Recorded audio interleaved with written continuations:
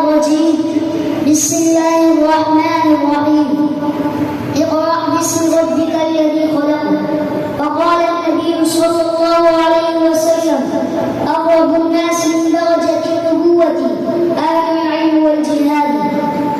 Start with the name of Allah, who is the most gracious and the most merciful, whose bounties are unbounded, whose blessings are uncountable, whose mercy is unlimited, whose love is our life, and whose worship is our faith. Honorable guests, respected teachers, and dear listeners, Assalamu alaikum wa rahmatullahi wa barakatuh. My name is Abdul Wahab from Department of Hifz and also a student of class 8 in schooling system. Before starting my topic, I would like to pay a bundle of thanks to my teacher who made me able to speak in front of you. Today my topic is daily routine of Qura. Before telling you about Qura, I would like to tell you what is madrasa and what is school according to Islam.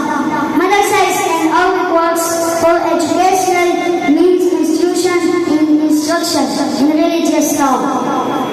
Whereas Islamic school means a place where a